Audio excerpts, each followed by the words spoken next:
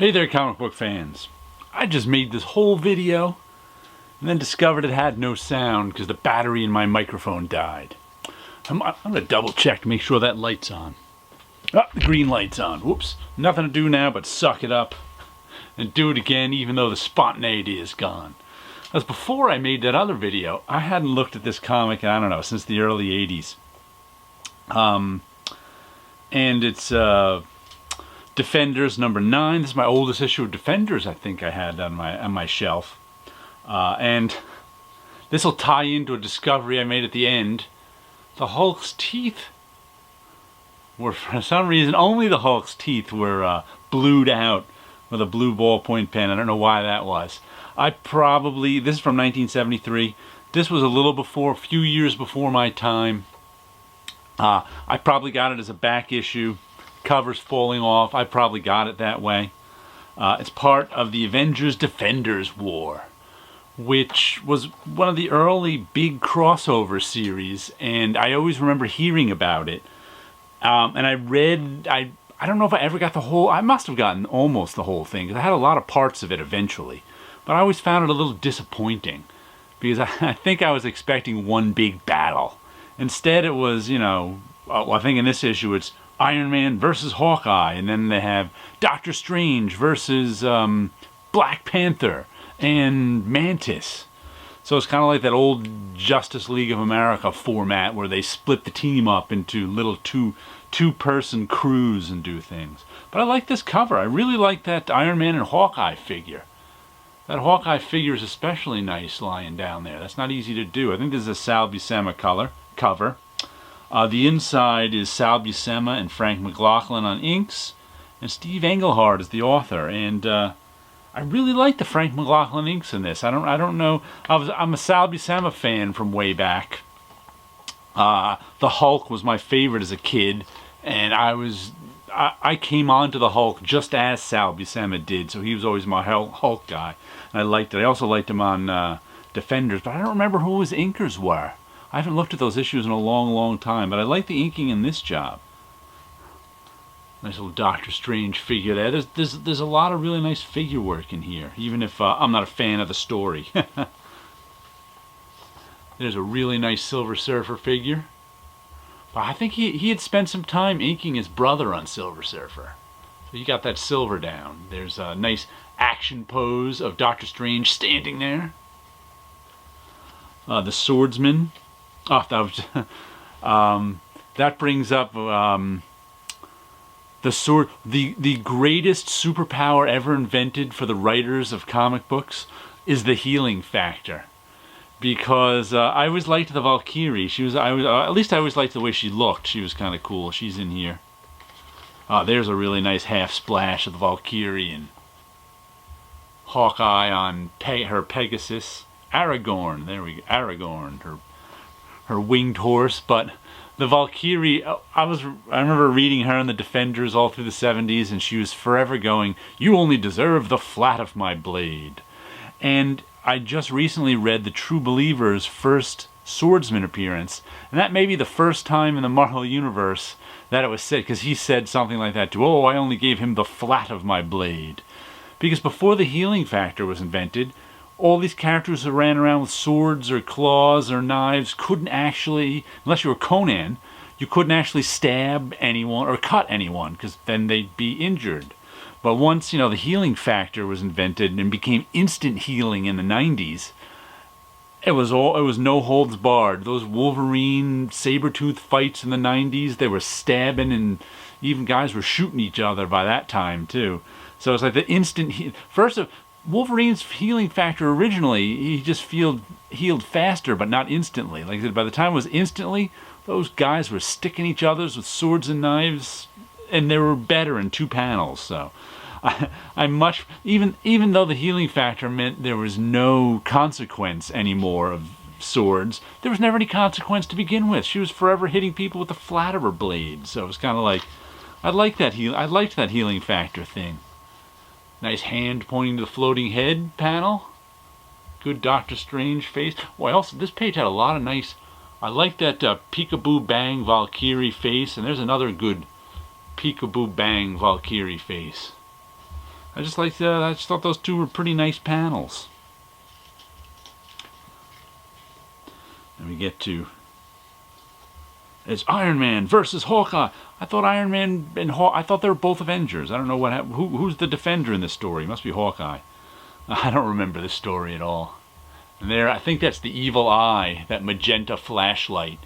They were all, that was the MacGuffin that drove the story. Both the Avengers and Defenders were collecting the parts to that. So whoever got them could, I don't know, stop something. A nice face sequence of Hawkeye with him just thinking stuff.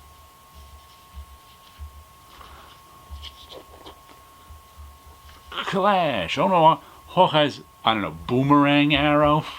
What the heck is that? Claw boomerang arrow stole his arrows could do anything, couldn't they? Oh, Hawkeye's the Defender, and the Defenders are gonna win! I have no memory of Hawkeye being on the Defenders. If you would ask me if Hawkeye was on the Defenders, I would have said, not that I know. And these were also the days when an acid arrow could take out Iron Man's armor. I mean, these days nothing can scratch Iron Man's armor. But back in those days, you know, the melter with his melting beam could do serious damage. So could Hawkeye's acid arrow.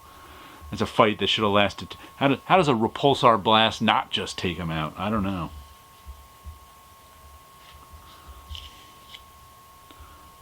Holy cow, he disintegrated that shaft.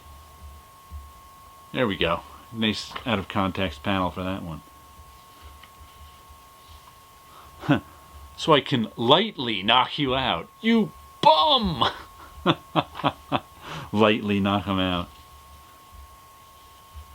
It is, you know, the fights didn't do anything for me as a kid. Doctor Strange versus Black Panther and Mantis. I recently reread, by recently I mean I don't know when, the last 2, 3, 4 years, the Celestial Madonna story, which was also written by Steve Englehart and was pretty good. But I still don't know what the Mantis does. She's just got some vague martial arts powers that, I mean, you know, barely do anything most of the time. And this is back before the Black Panther had the magic of vibranium that could do anything for him. I remember reading in the early 2000s some Black Panther comics, which were pretty good. I think Christopher Priest wrote them. Teixeira drew some of them. Then someone else took over. But by that time, he's got like vibranium everything. He's as invulnerable as Iron Man's armor is now. That vibranium is just the MacGuffin that can make anything happen. So this is a different Black Panther where he really couldn't do much. He could just punch every now and then. He was only a notch above the Mantis with her kung fu powers. Ah, the corn. How often do you see superheroes running through cornfields? Ah, not that often. You'll see it a lot in this issue. Look at that corn over there, some corn. Hey, are you the guys who grow that corn? I am really appreciating this corn. That's what they have to be saying, I think. There's the Mantis using some of her kung fu powers to kick a random woman at the bus stop? I don't know. If only I had read the story, huh?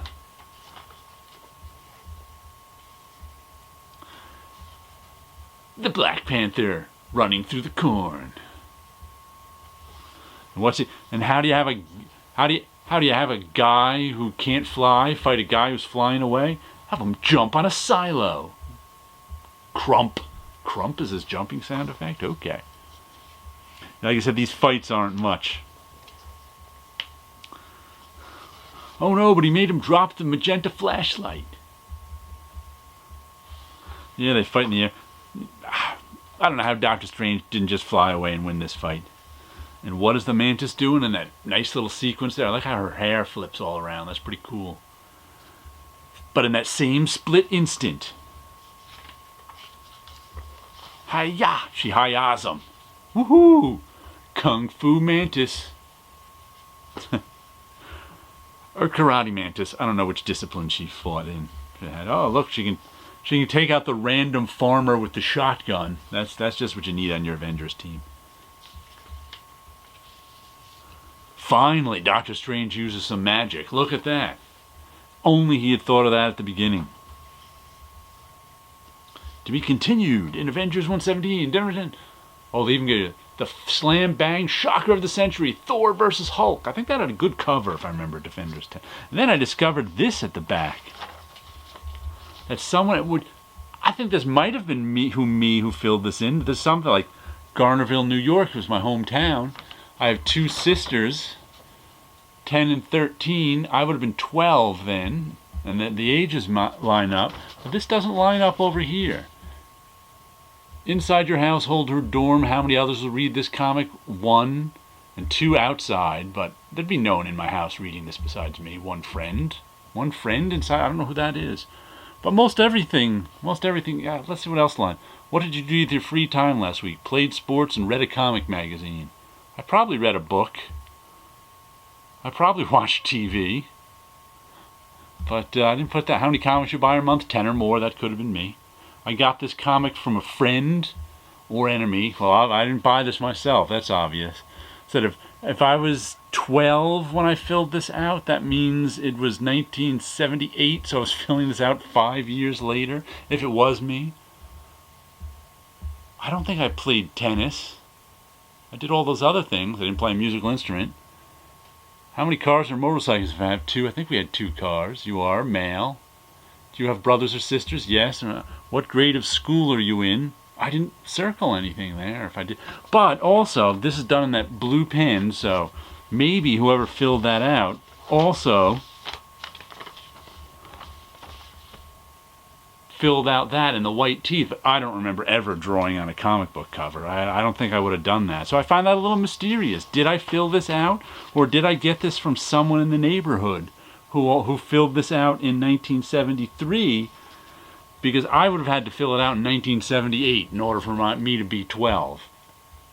So I don't know. Weird. I could have got this from someone in the neighborhood. That's why it says Garnerville, New York, and lots of people have 2 sisters, but, you know, around the same age as them. So it's a mystery who filled that out, me or some other kid in the neighborhood. But there you go. A little look at some nice Sal Buscema artwork. Maybe the story wasn't to my liking, but I did like some of the nice pictures. You guys all have a good week out there.